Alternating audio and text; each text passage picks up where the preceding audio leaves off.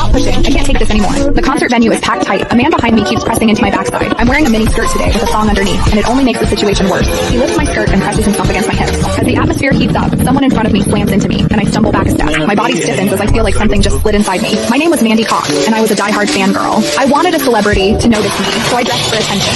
I wore heavy makeup and made sure nothing about me went unnoticed. My low-cut top revealed a wide stretch of skin, and my chest bounced with every step. I paired it with a mini skirt that barely covered my thighs and sexy white stockings which hugged my legs. But when I arrived, reality hit. The concert venue was packed so tightly I couldn't move, and the crowd swallowed me whole. The celebrity was never going to notice me. I craned my neck and shouted, "Darling, take me." I never imagined that line would draw the wrong kind of attention. Instead of the celebrity, it caught a filthy creep. After I shouted it, I became aware of a man behind me, repeatedly bumping into me. At first, I brushed it off. In a crowd that dense, accidental contact was easy to explain, but the feeling wouldn't go away. Something hard kept pressing against my butt from behind. I assumed I'd accidentally backed into his hand where it rested behind me, so I turned and offered a polite apology. "Sorry, I didn't mean to bump into you." He paused, then flashed a leering smile and said, "It's okay, I don't mind." When I turned back toward the stage, I felt him press against me again, more deliberate than before. I kept my attention on the celebrity on stage and shut him out. The man became increasingly brazen, pulling up my skirt and pressing close against my backside. I had only a thong on underneath, which left my butt exposed. I felt his touch directly against my skin and assumed it was his finger. Only then did I realize something was wrong.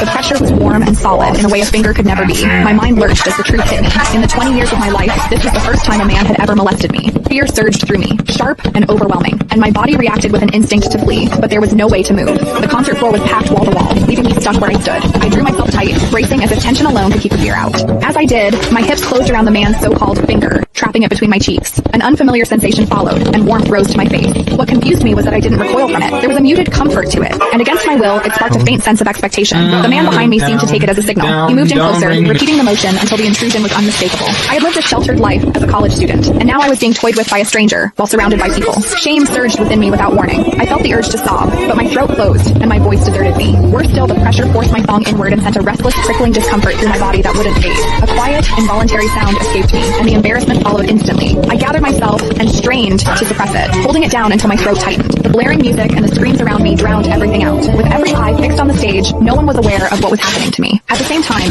the intensity continued to rise, touching something deep inside me. I bit down on my lip as cold sweat traced my spine. My awareness was tipping back and forth between humiliation and a pleasure I couldn't bring myself to name. I knew I couldn't take it anymore if it continued, so I turned sharply to face the man behind me.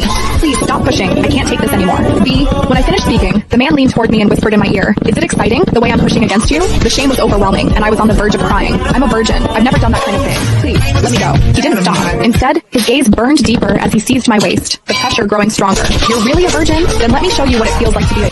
Click the link in my bio to get the full story for free. Click the link in my bio to get the full story for free.